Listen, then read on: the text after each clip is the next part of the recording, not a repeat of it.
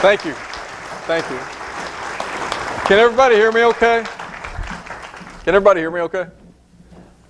Okay. I'm kind of amazed. You know, we came in from Texas. I've got my wife and a good friend of mine who assists me on these things, traveling with me. You got security out here. So conservatism's that serious. Because I walked right up to him and said, fellas, I'm from Texas. Who are we protecting? Let me know. I know it's not here for me, right? But it could be out here. As Erica stated, I'm a former candidate for U.S. Senate in Texas. I am the person that everybody sits around their kitchen table and they say, you know, I just think I ought to run for office. You know, I've had it with these idiots. I'm going to run for office.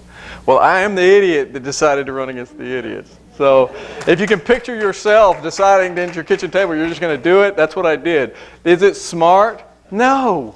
No, it's awful. But I'm doing it again. So I just tell you how smart I am. I'm going to do it again. During that campaign, I got to speak to about 15,000 of my fellow Texans over the course of about 12 months. Just so you know, I spent about $70,000. I was running for the position held by John Cornyn. Anybody that pays attention to John Cornyn knows how bad he is. If you don't pay attention to him, just take my word for it. He's awful. That said, I pulled about 11% of the state of Texas GOP primary. That's a state of 29 million people. $70,000. It'd be like trying to run a statewide race in California with $70,000. The sitting senator, the general senator, spent around $18 million during that cycle. He pulled about 59%. I pulled almost 11% of the state. That was an anomaly. I didn't know because I was green and had no political affiliation other than the fact that I was a lifetime little r Republican, that should have never happened. And what it ended up being was about 10 times the people I talked to voted for me. That shouldn't have happened. The day after the primary, my phone lit up for a week with people who wouldn't talk to me 3 months earlier. During the course of that campaign, I got to speak to so many people and I got feedback from everybody on some issues that are huge. They're just absolutely huge. And Get Off My State is, my wife and I fondly refer to it, a nonprofit for-profit.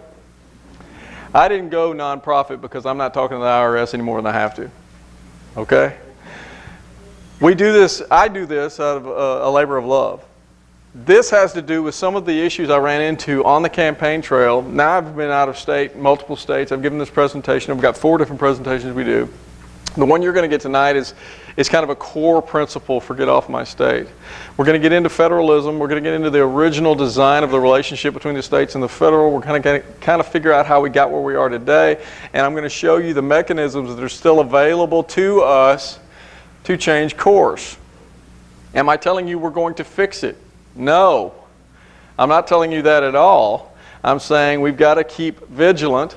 We've got to fight every single day. We've got to keep putting these principles forward and let the results be left up to him.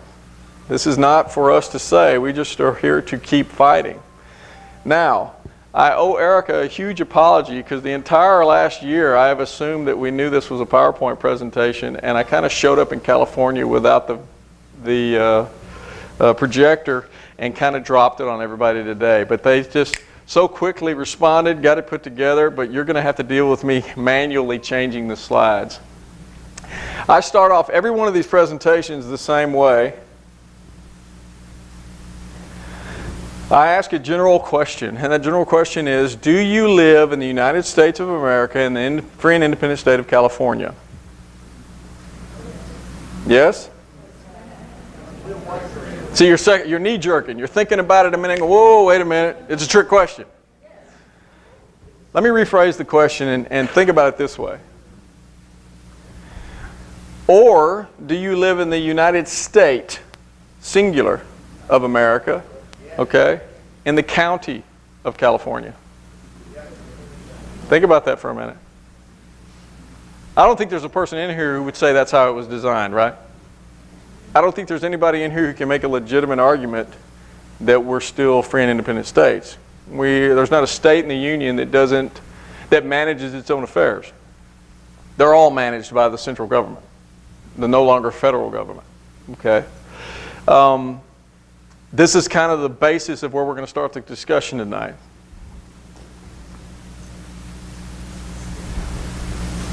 Whether I speak to college students or whether I speak to aged adults, GOP members, church members, liberty organizations, doesn't matter. What I try to convey to everyone is that the Constitution is a very simple document. It was designed that way on purpose.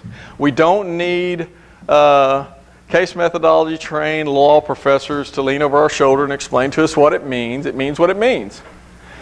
And if you understand 3 basic principles of the Constitution, that's all you need to know. And folks, I can teach these to a 5th grader, and they know all they need to know for the rest of their lives on how to choose candidates, how to rate their government when they're passing law, whether or not it's legitimate or not. It gives you context of how this government's supposed to operate. These 3 principles, limited government, republicanism, and federalism, are all we need to know. And you don't need a college diploma or to be a member of academia to understand this.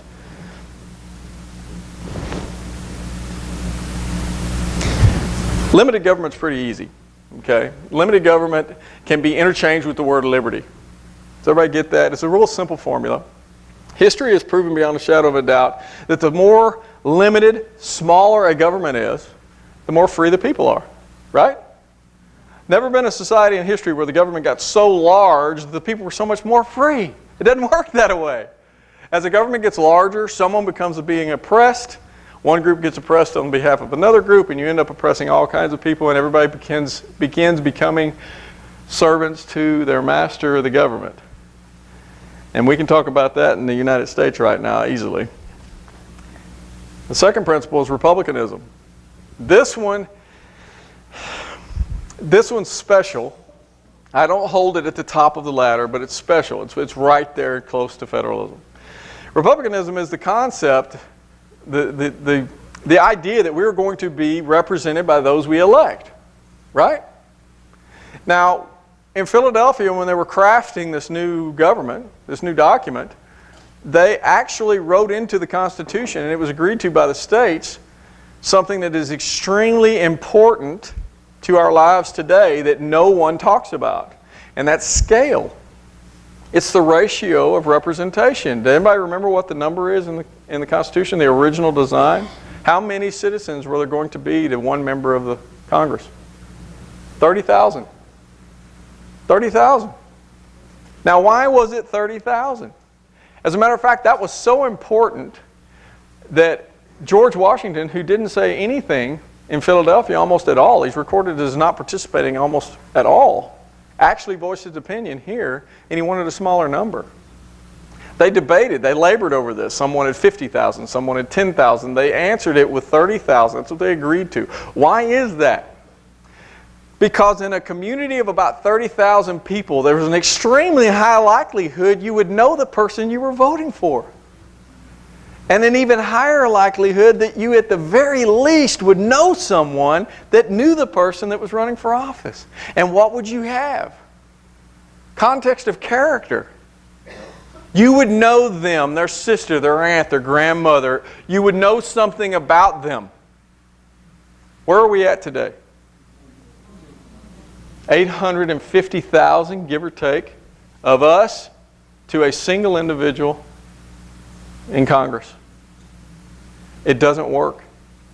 When you hear people say we need term limits, 15 years ago I'd have said we, the people, are term limits. Right now I'm telling you term limits are an absolute necessity. Why? Because there's too many of us and too few of them, and no one has any context of character. Republicanism, as it was designed and gifted to the states and they agreed to it, no longer exists. You're not represented. You follow me? You don't know who they are. There's 850,000 of us. No one has any personal context of their personal character. We get multi-million-dollar ad campaigns saying, I'm just like you. Right? They're not like us. Not even close. So what do?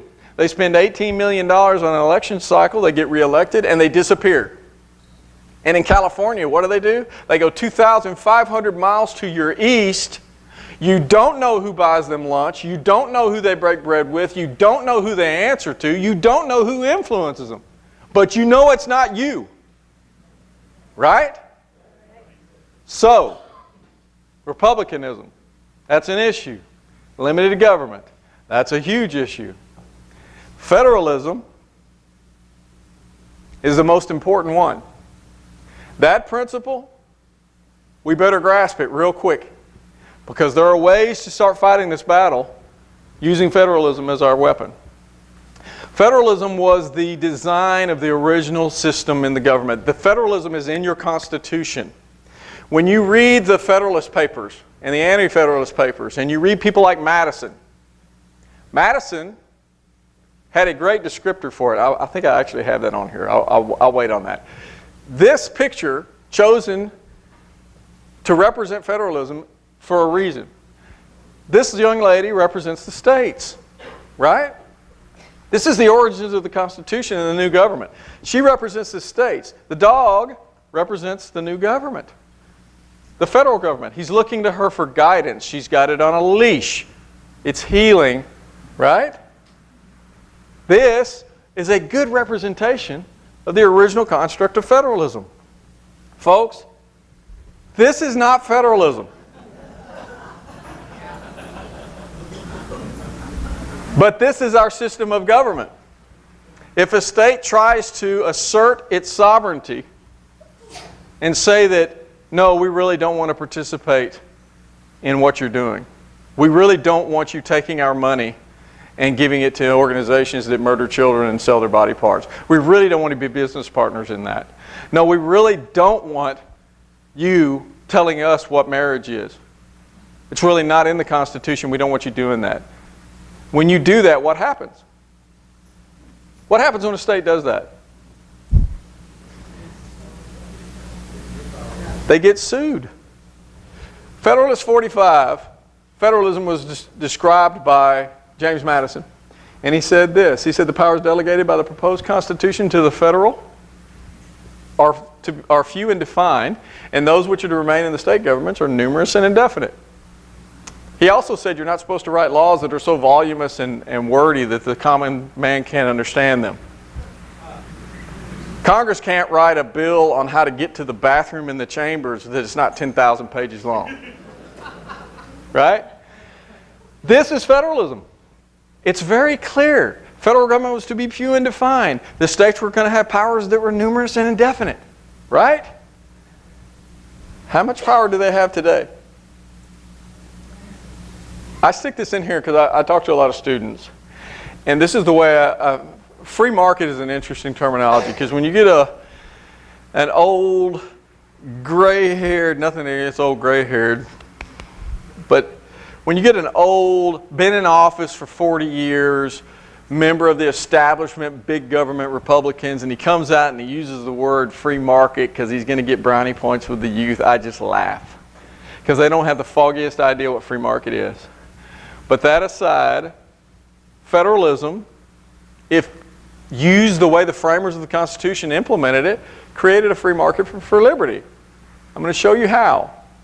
The reason they left all the authority in the states to manage a vast majority of numerous and indefinite powers, because they knew that that was the best opportunity for protecting liberty. Why was that?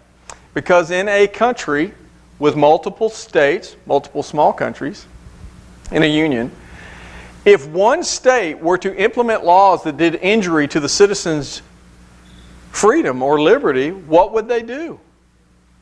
They'd move to a state that more aligned with their principles, right? What happens when you give all that authority to a central body? Where do we move when that central body does things to do injury to our liberty? To coin a, well, I won't say that, but the thing is, in the original design, we would have been able to align with one another with traditional moral values and principles that more suited each other. We'd be able to have that birds of a feather kind of alignment.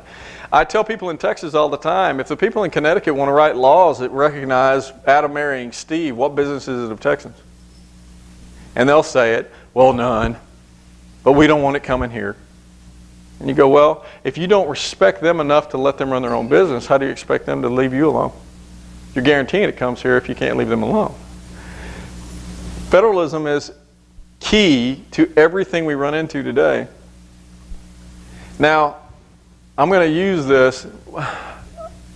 I know Richard and Georgine were at Morgan Hill. Was anybody else there last year when I did a presentation down in Morgan Hill or Gilroy? Well, good. You heard me talk about a while ago scale, how now we have over 850,000 of us to a member of Congress. Nobody knows who they are. How does it work that way when you're not represented? Scale affects every single aspect of our lives. All of it. We don't teach it in school. No one in this room, maybe a handful, have ever given any thought of how out of scale we are. But look at this. Let's take education. Everybody loves to talk about education, right? We're going to use it and we're going to apply the issue of scale to it.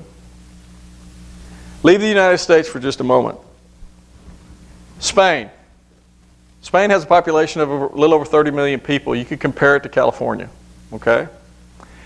What if you told every single parent of every school-age child in the country of Spain that their education was going to be controlled by a few hundred people in France? You think they'd go along with that? In the slightest? You think they'd go, well, sure. Right?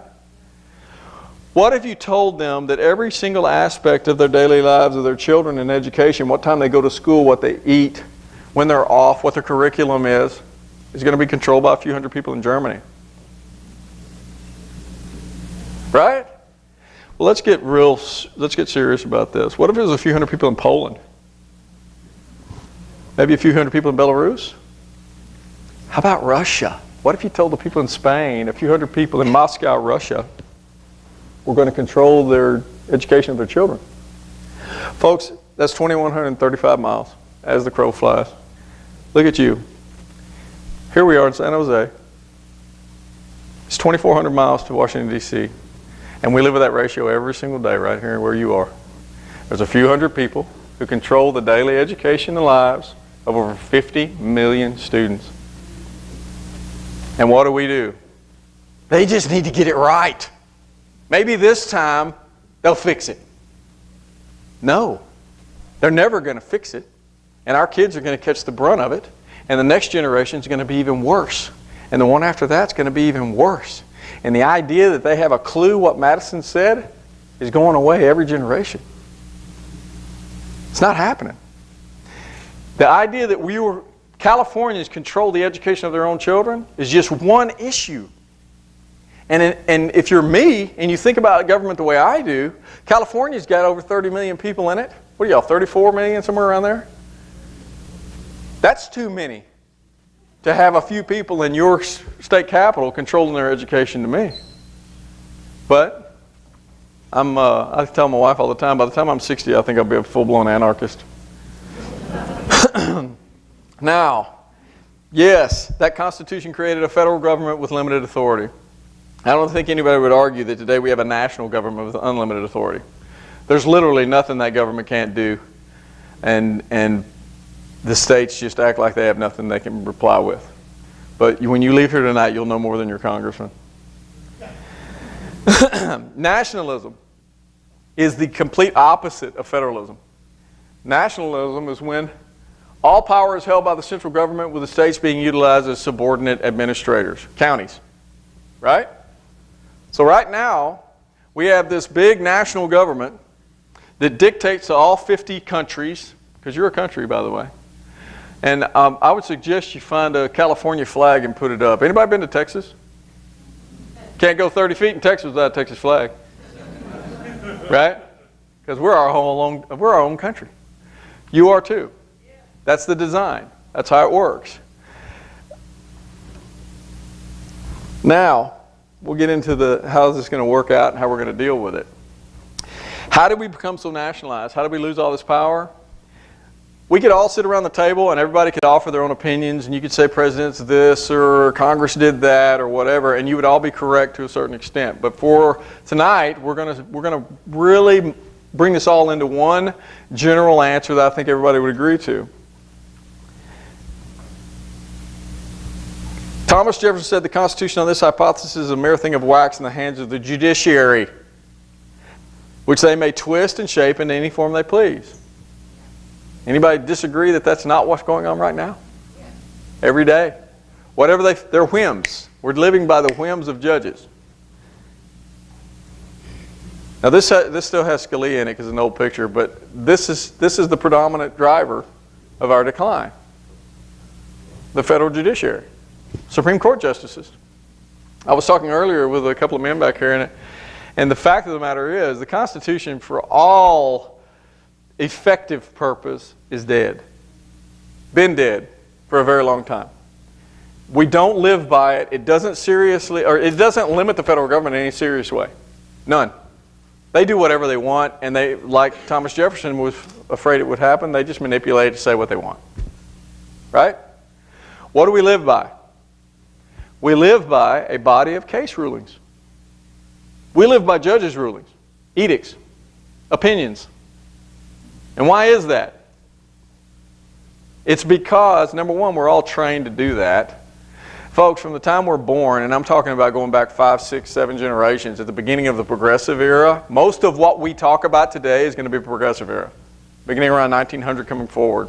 Shortly after the Civil War, bam. We raise our children, our parents raised us, their parents raised them, from this high to pledge allegiance to that flag. Nothing against the Union. Trust me. Don't flip out on me and go, oh, he's a secessionist and he hates this, that, and he wants to. No. The states in a union are much stronger together if they're strong independently.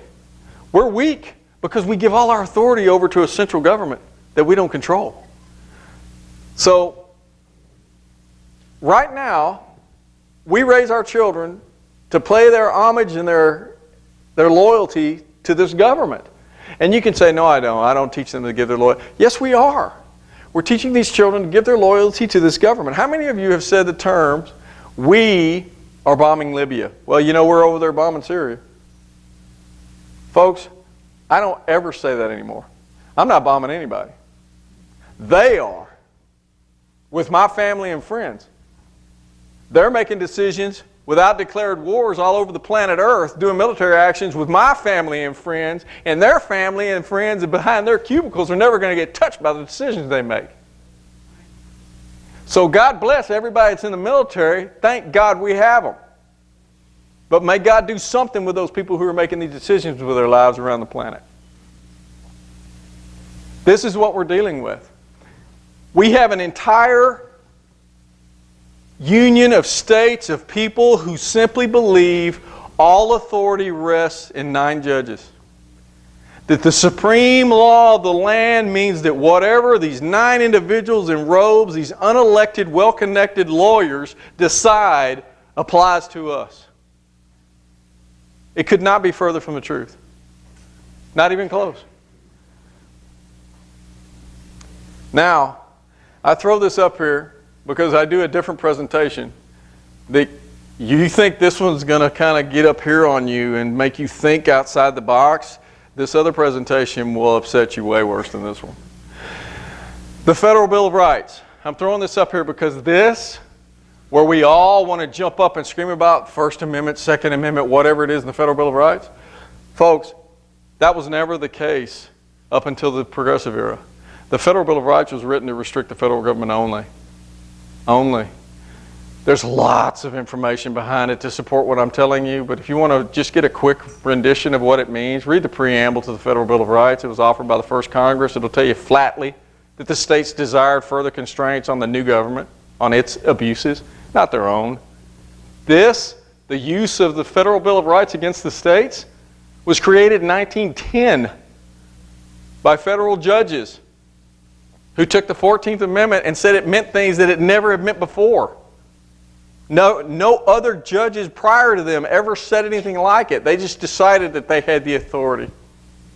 Because the new set of judges seem to have the same viewpoint. It's this elitist kind of well, you know, luckily for you, we're here. And we're so much smarter than they were then, right? We're so much more progressive today. Right? It even tastes bad coming out. that luckily for you, we're so much smarter than they were, we'll tell you what they really meant. What they really meant was, we're going to be able to control every aspect of your lives through the Bill of Rights. So sometime in another year, if you want to talk about that, I'll come back and we can all lament that issue together. Now, today, I wrote this list in about 20 seconds when I was putting this all together. If you want to place the name of God in a public building, make it a crime to burn a Texas, California, or U.S. flag, recognize marriage as one man and one woman, decide pornography is not art, criminalize abortion as a choice of birth control, decide not to pay for the education of illegal aliens, require people to show proof of citizenship, and yes, manage the bearing of arms as they see fit. If any state, the citizens of a state, get together and decide to take up any of these issues and 10,000 more, what happens? Remember? If they decide to assert that, they get sued. So, can it be stopped? You better believe it can be stopped. Will it be? I'm not answering that question. Will it be stopped by these people? Not a chance. Not even. Holy cow. Wow, no. That third guy back there, I just want him in the octagon. No, really. No, seriously, I want him in the octagon. But it's going to come from Congress. It's going to come from Congress. This is the original, one of the old drawings of the first Congress. Why am I saying it's going to come from Congress? Folks, everybody in here has read the Constitution, and I'm not going to say anything you don't already know, mostly. But Article 1 of the Constitution was written for the legislative branch, right? Article 2 was written for the executive branch, the POTUS, right? Article 3 was written for who? No. Article 3 was written for Congress. There are literally two references to the Supreme Court in Article 3 that have anything to do with the Supreme Court and their authority. Everything else belongs to Congress. That is what we're going to talk about tonight. Article 3. Most important thing you need to know. If you want to hammer on a congressman, corner him on Article 3 and ask him why he's not doing his job. Now, it's going to be kind of school-like, repetitive, but we're going to go through this together because you need to see this, and you'll go home and read it yourself, and it'll be right there for you. Article 3 is one of the smallest articles in the Constitution. Section 1, judicial power of the United States shall be vested in one Supreme Court. That's one reference to the Supreme Court. And by the way, see the lowercase s? That's it. It's lowercase s. I don't know where in history it became an uppercase s and they all of a sudden became the supreme beings of everything supplanting God, but it's a lowercase s for a reason. People, even the liberal, progressive, left-wing Hamilton lovers would freak out if they saw Hamilton's writings on the Supreme Court when he said any layman reading of the Constitution will show you they're the weakest branch of the government. They've got no mechanism of enforcement. All they do is talk. Right? But he did say liberty is at risk if any other branch coalesces with the judiciary. Your Congress, maybe? Now, I'm just throwing this out there. Anybody in the legal profession here? This is an observation. I think we have a majority of attorneys, simple majority of attorneys in the chambers who just simply are case methodology trained attorneys who see the Supreme Court as final arbiters, and they don't really have an issue with their rulings. And what's the first person you get when you get elected to Congress and you're not an attorney? Let's say you're in agriculture or you own a business and you happen to want to go do your duty and you feel like you're called to do it and you get elected. What's the first person you get when you get to Washington, D.C.? You get legislative counsel. So you end up becoming endeared very closely to a person who's with you every day who gives you legal counsel, who is also case methodology trained. And 99 and 9/10% of attorneys who come out of law school have a progressive bent on stare decisis and case precedent. Case precedent's the most evil thing ever hit the streets. Because all you take is one really evil ruling and it spawns evil rulings from then on out, right? So you have a Congress that is basically run by attorneys, many of whom really just want to wear the robes and be on the Supreme Court. So it's just this mishmash of legal case precedent running over everything. All right, look at this. There's going to be a Supreme Court, and in such inferior courts as the Congress may from time to time ordain and establish. Anybody realize that? Whether they exist, how many there are, all the lower courts, that all belongs to Congress. They can do away with them, they can make them, they can add to them, they can remove them. Make sense? Look at this. Judicial power shall extend to all cases, all cases in law and equity arising under this Constitution, the laws of the United States, and treaties made, or which shall be made under their authority. A lot of people, this is a foreshadowing to Article 6, which is the Supremacy Clause, which most people, including right-wingers, conservatives, like to use Article 6 as their end-all, bam, I win, it's a supreme law of the land, baby. No. Article 6 is a limiting statement. It's not an expanding statement. It says the Constitution. What is the Constitution? It's a list of limitations. They're enumerated. It's limits. It doesn't expand power. It sets the board. This is what you are. This is the parameters of your power. So the Constitution, this limited number, these few and defined authorities, Madison said, they're the supreme law of the land, and all the states agree to them. And all the laws written in pursuance to that limited box of power, that's the supreme law of the land. It doesn't say anything a federal agent says or does becomes rule of the land over all states and the citizens of those states. It doesn't work that way. This is kind of a foreshadowing to that. This is a list. Everybody in here understands grammar well enough and punctuation well enough. To all cases affecting ambassadors, other public ministers and consuls, semicolon. To all cases of admiralty and maritime jurisdiction, semicolon. Case by case by case. That's a list. Okay? If you count them, you got less than 10.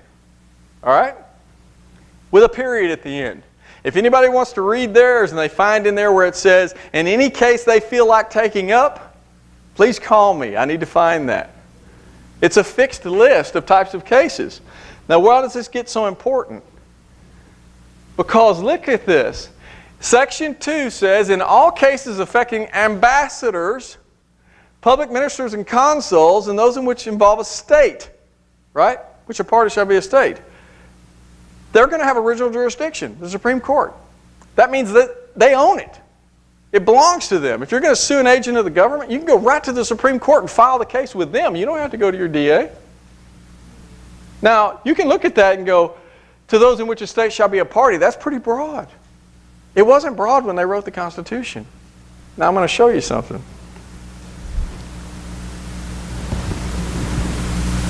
In all other cases before mentioned, remember the list? Remember the fixed list? In all other cases before mentioned, the Supreme Court shall have appellate jurisdiction both as to law and fact. Appellate. Very key. Continued. With such exceptions and under such regulations as Congress shall make. How does that work? What does that mean? When in 72? 71? When did they take up Roe v. Wade? 72? When the Supreme Court took it up, all it took to this day, right now, is someone going to the microphone at the floor of either chamber and proposing a one-line piece of legislation. I know that sounds crazy, right? A one-line piece of legislation to the effect of, as of today, we're going to remand the issue of abortion back to the states. They're going to remove any and all perceived authority from the federal judiciary from the issue. Done. Gavel. Every state in the Union had their own laws according to their own principles and values of the citizens of each state prior to that case. Revert it back, get it out of the federal's hands, give it back to the states, let them manage it how they see fit according to their moral values. Right? That's all it takes. That mechanism is in the Constitution right now. Don't ask me why congressmen don't do it. I don't have a clue. I don't know why they don't use it. I know some of them know it exists. I've had the conversation with them. So we're back to these folks. Why is it so important that we all understand this fundamental flaw in our Congress right now and how the Constitution still has it right there in front of them? It's right there for them. It's right there for us. Remember the part of the Constitution where it says, or part of Article 3 where it says, those in which a state shall be a party? You could look at that and say, that's pretty broad. Anything in which state shall be a party. Except that it wasn't broad. It took 4 years from the implementation of the Constitution to get to where the Supreme Court decided to do things it didn't have the power to do. Can you believe that? So if anybody ever says, well, when did we go off the rails? When did the Constitution start to decline? It was just 4 years. It wasn't late. It was way before us. They implemented it in 1789. In 1793, there was a private lawsuit between a South Carolinian and the state of Georgia over an estate. And the Supreme Court was so bored, I guess, they decided to get themselves involved in it and they ruled on it. Except, they're so close to the formation and the agreement of the Constitution, the sitting Congress has so much experience as what was written and what was meant, that Congress said, no, you idiots. Can't do that. So they not only slapped him on the hand and said, we're not doing that, they wrote the 11th Amendment. The judicial power of the United States shall not be construed to extend to any suit in law or equity commenced or prosecuted against one of the United States by citizens of another state or by citizens or subject of a foreign state. That's how Congress is supposed to behave with your judges. That's how it's supposed to work. Now, has it ever been done in modern times? Yes. Yes. Remember when, every one of you remembers this, remember when during Bush's tenure, they threatened to bring the Guantanamo Bay terrorist detainees to the states and put them in public courtrooms. Remember that? Turned into a big debacle. Would you believe all of a sudden Republican members of Congress found Article 3 and they wrote legislation that told the federal Supreme Court that they didn't have any jurisdiction over it and it was none of their business? What do you think happened? The Supreme Court took it up and they said it was unconstitutional. You get that? They wrote legislation. They control the judiciary. They wrote legislation, told the judiciary it's none of your business, and the judiciary took it up and ruled on their legislation and said it's unconstitutional. No, we're not paying attention to you. What do you think George Bush said? He went, well, okay, we're going to go back and see if there's any other legislation we can write. You take a guy, and I'm just throwing me out there because I'm at this point in my life. You take a guy like me in Congress, you know what happens the day they take it up? They get an email from me or a correspondence from me that says, you rule on this case, I'm going to have you in front of an impeachment hearing the day after. And I will see you out of office. You impeach a judge for involving himself in what's none of their business, watch what happens for the next 20 years with judges. Snap them right back into line. Right now they rule the roost. They run everything because no one keeps them in their parameters. They're not chained down by the Constitution.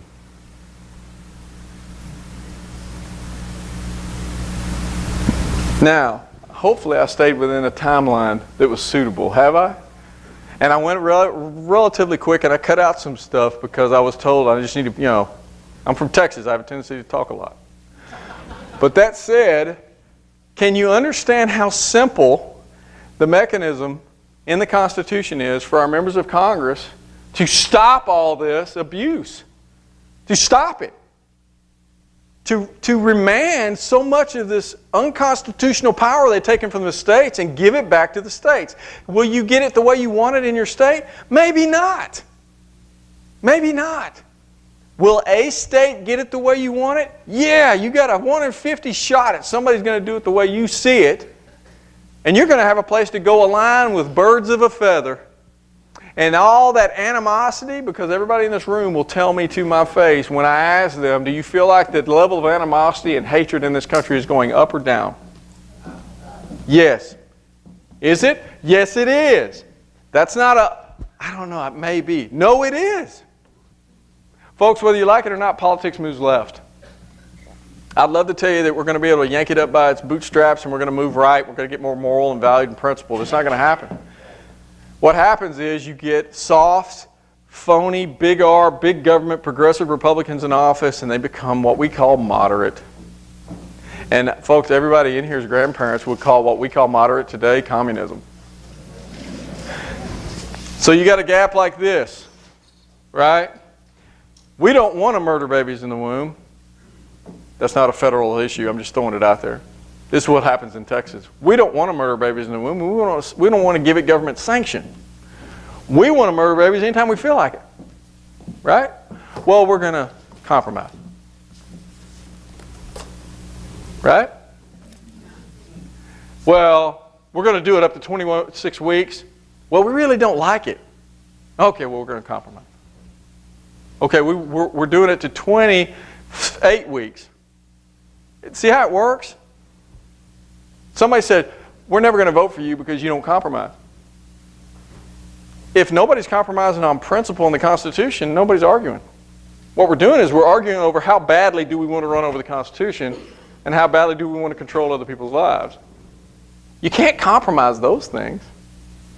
So everything I'm talking to you about now has come to me over the course of the last 10 years of my life, maybe 12. And it's to the point where now I can't sit around, I have to share it with other people because it's just, hey, if I'm going to lament this issue, you got to share it with me, okay? But it's there. It's there. Something can actually be done about it. Can we correct everything? I don't know. I'm not answering that question. But can we go the right direction with the fight? I absolutely believe we can do that. So I hope maybe I've enlightened you to a little different view you weren't thinking about before you got here tonight. If there's anything you have questions about or you want to carry on some more conversation later, I think everybody got a card in their seat. GetOffMyState.com is the website. If you're interested in what's going on in the campaign, you can go to DwayneStovall.com or Less DC, More Texas, which is our mantra. But it's been a joy coming out here to talk to everybody. I hope you're loaded with a lot of information in your head and you go back and research it, and if you find something I said that was incorrect, please reach out to me and let me know. It's been a pleasure coming out to everybody. I hope you got as much as I wanted you to get. Thank you, Dwayne. Question is, Governor Brown, I know you're an expert in California, but Governor Brown, you've heard of him? Yes, I have. Is committing our state to the Paris Climate Accords, is it federalism or usurpation of the president's power to make the agreements with the foreign states? You're not to be making treaties with foreign countries. Now, that is a specific authority that was given to the federal, specifically the executive branch. So I'm not really sure what he's trying to accomplish there, but it's probably not going very far. Is it enforceable? He doesn't know either. Yeah.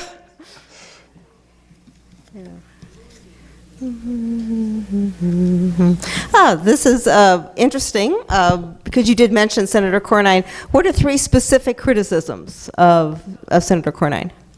Oh, wow. That's pretty simple. He has the reason a nobody like me decided to get motivated to run against a Cornyn was because he was elected as a conservative Republican in 2002.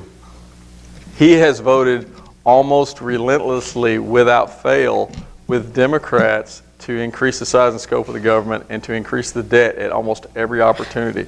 So what I tell people is, I say almost because there are 2 cycles of voting prior to every, or 2 voting moments prior to every cycle of elections. And he has a history of voting against debt for the October and February continuing resolutions.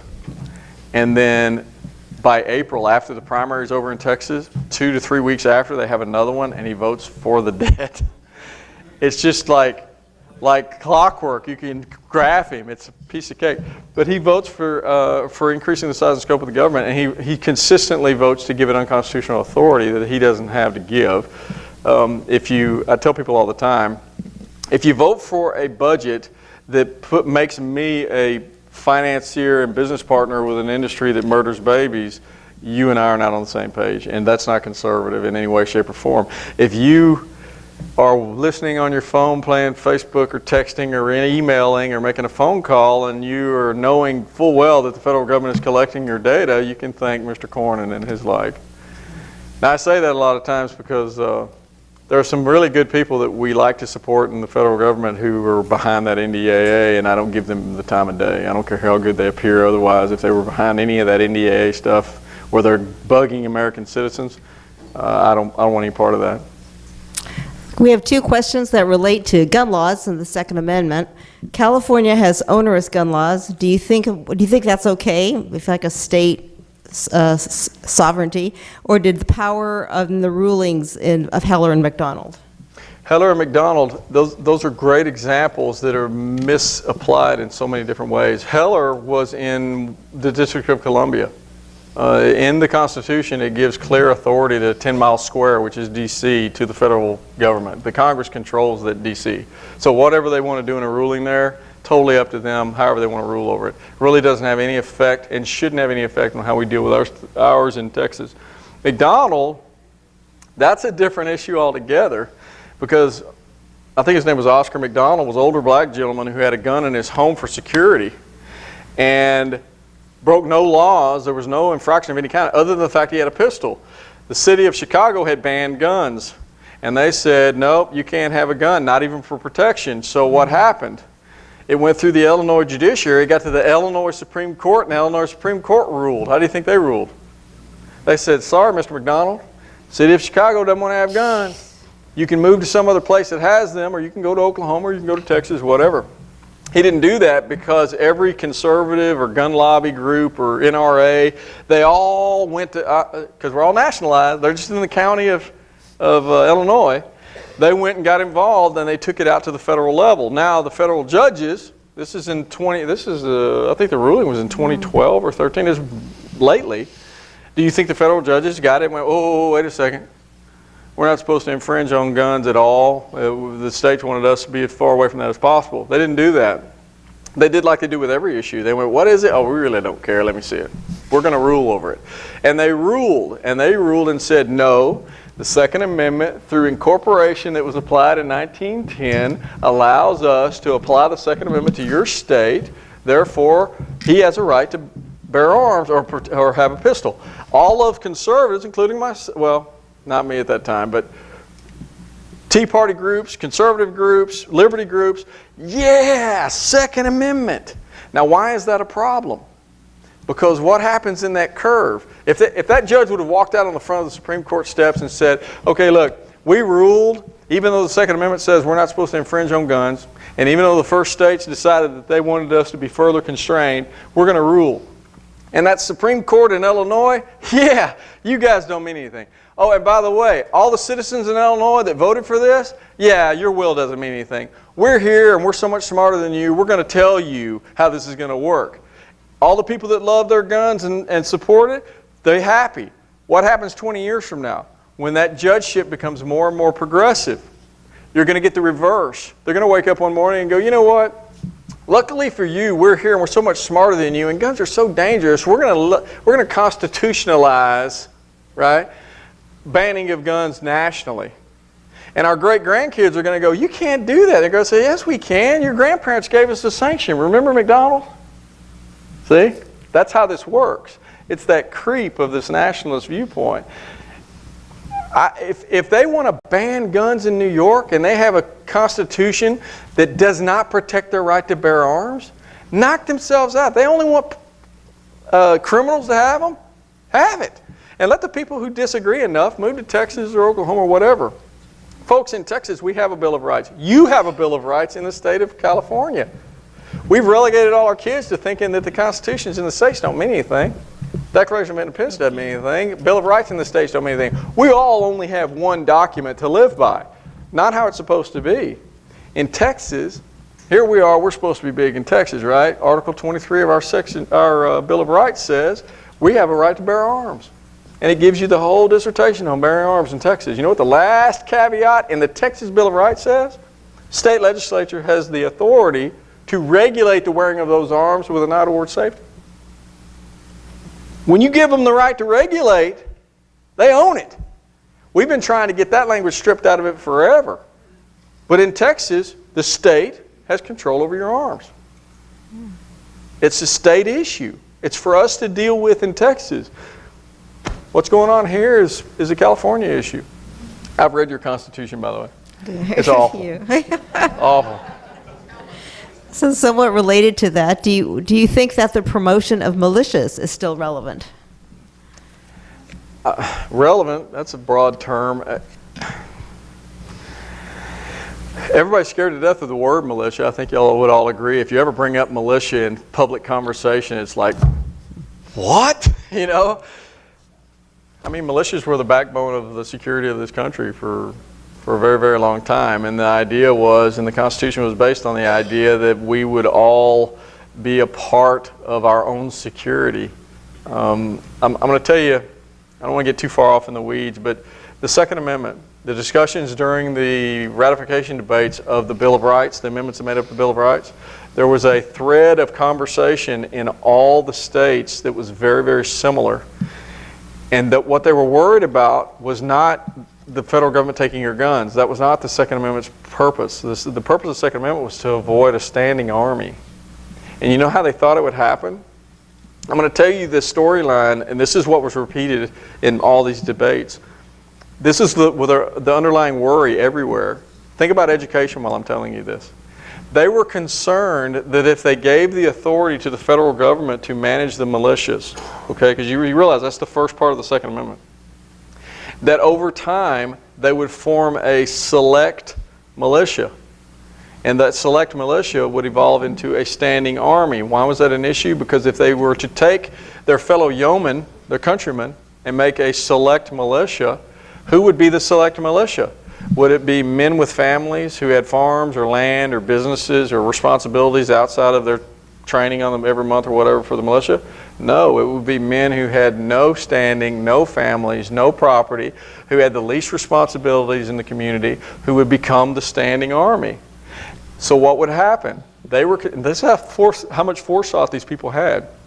They were concerned that each passing generation, the passing on of the training with armaments to their children and the training with their yeomen, their countrymen, would be given up to the select militia in their state, and they would over time lose their personal training and give it all the responsibility to them. Now you look at other issues.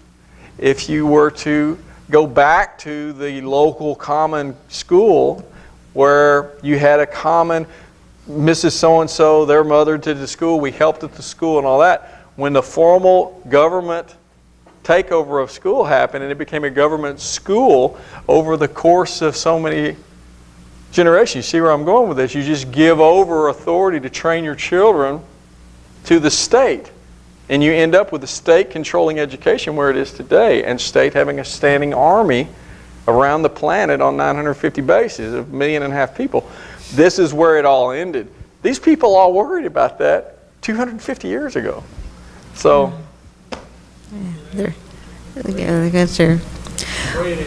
what would a convention of states help with?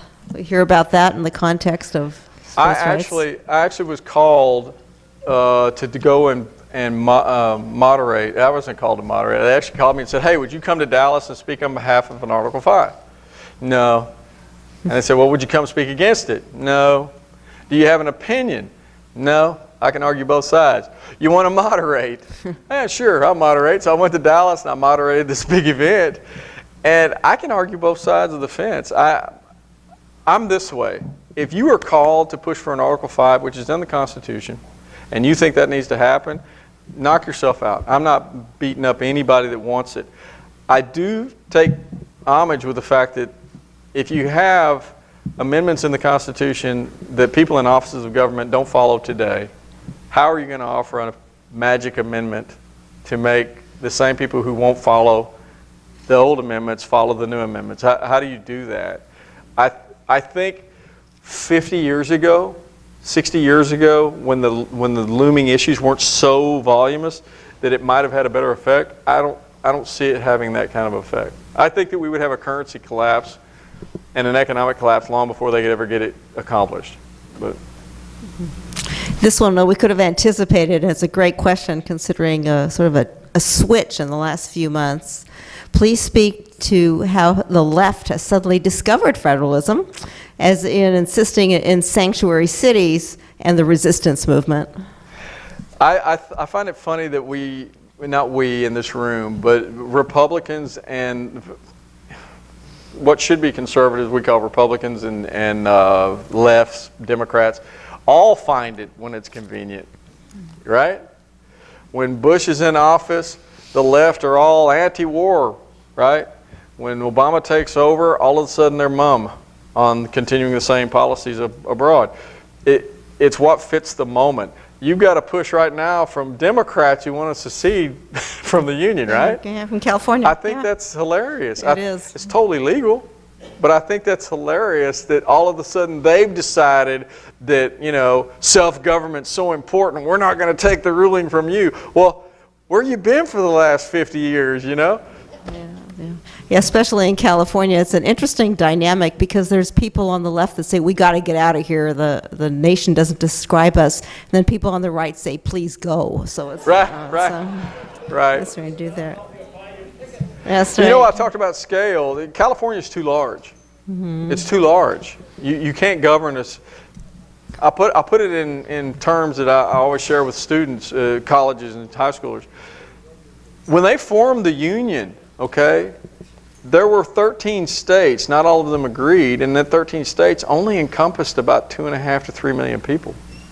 In Texas, we're over 10 times the size of the entire Union when it was formed. California is the size of the entire United States by population when they fought the Civil War. And somehow or another, we think that we're going to be managed by a few hundred people on the other end of the continent? No, it doesn't work. And this next question, I don't think it can be answered, but it is interesting. We were all aware of it at the time. Why is it that Arizona can't enforce federal immigration, but sanctuary cities can ignore the same laws that they don't like?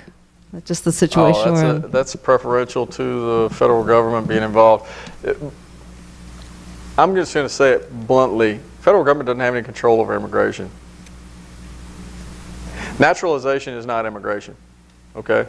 And if you read the Constitution, it says plainly that states will have authority over immigration of aliens coming into their state, who they choose. The only rule that the only power the federal government holds is to limit the number.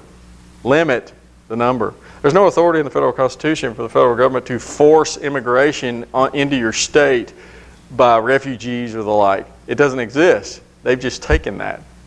So I'm in Texas where we are pushing for a governor and a legislature who will tell the federal government, thanks but no thanks, we're going to take care of this, and go ahead and secure the border properly.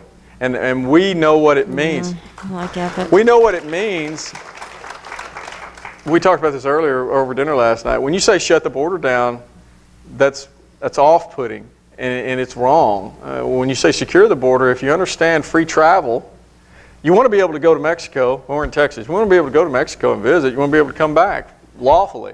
What you don't want are people shipping kids and human trafficking across the river on a private property up and down the Rio Grande. You want to secure that aspect. Federal government doesn't do anything for Texas. They put on a dog and pony show and put a Band-Aid on it, take a picture of it, say, hey, look, we're fixing it. They're not doing anything. So we have this huge issue down there, but we have nationalized legislators and a governor. We have a governor who a lot of people think are doing a wonderful job, when in fact he's just a case methodology trained attorney who sees everything on the border as, well, Big Brother needs to take care of that. No, you're the commander-in-chief of the state of Texas. In the Constitution, you have the authority to do that. Do your job. Not going to happen. We'll just take one more, but before that, we have an announcement. We'd like to remind everyone that we're selling conservative books in the back, so if you're so inclined to look at that. And we'd also like the reminder to sign up for the Mountain View Art and Wine Festival and the Veterans Day Parade. That'd be very helpful. So we have, before let's finish this off here, when someone is wronged, can they be successful by presenting the argument that the Constitution does not allow what has been perpetrated with the negative rights things if you've been... If the wording is used right, I think the argument can be made using the Constitution, and you could get the masses to move. There's an author who's a professor, Donald Livingston, wrote a book called Remaking the American Union. He told me in conversation a couple of years ago, he said, Dwayne, so how's it going? How's Get Off My State going? I said, well, I've talked to a lot of people. Well, how many have you talked to? And at that time, I talked to about 20,000. And he said, oh, that's good. No, what size are the groups? And I said, oh, 20 to 200 usually. And he goes, oh, that's great. You're never going to change anything doing that. He's 80 years old. You know, you don't have time to waste words when you're 80 years old. He says, you know, you're never going to get... I said, what does that mean? He goes, well, because as societies, he's studied republics for about 60 years. He knows everything there is to know about scale and republics and free societies. He said, basically, if you want to change your place in your society, you want to change their pathway, you have to agitate people to their feet in mass. And he said, emphasis on mass. He said, if you have 200 people at your state capitol, it's not even written in the paper. If you have 2,000 people at the state capitol, they're going to get a little blurb at the back of the paper in the local. He said, you put 200,000 people at your capitol, it's a worldwide story, and your politicians become very antsy. He said, until you agitate people to their feet, and he said most of the time, big changes, big social changes are driven by tight stomachs, economic collapse, people become hungry, they lose their jobs, whatever. Or it can be done by messaging. Part of the reason why I run for U.S. Senate is because I think if you had a bullhorn big enough to make a very plain, simple argument using the Constitution in really plain language, not academic. I'm not an academic and I'm not a historian. So I just talk to you like we're sitting at the coffee table because I want it said the way I understand it. You know what I mean? So I think if you made the argument to everyone, I can tell people in Connecticut, the most progressives around, I can tell them real simply, hey, look, I'm going to need you to support what I'm doing because I don't want any Texans telling people in Connecticut how to run their lives. And they'll go, well, you're damn right about that.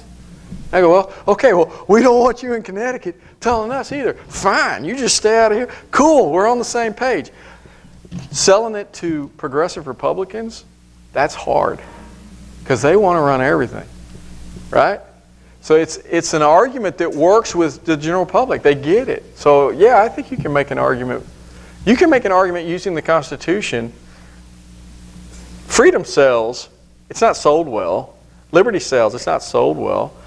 And if you can push off the whole emotional aspect of, you know, you want freedom and liberty, therefore you want people to die on the street, which has always been kind of the liberal left go-to thing. You know, it's either a race thing or you want people to die. Or if you can avoid that without getting caught up in it, and I'm generally pretty good at that, yeah, you can make an argument with the Constitution. It works every time. Well, that was a great civics lesson. Thanks very much. Nice hand for Dwayne Stovall. Thank you. Okay.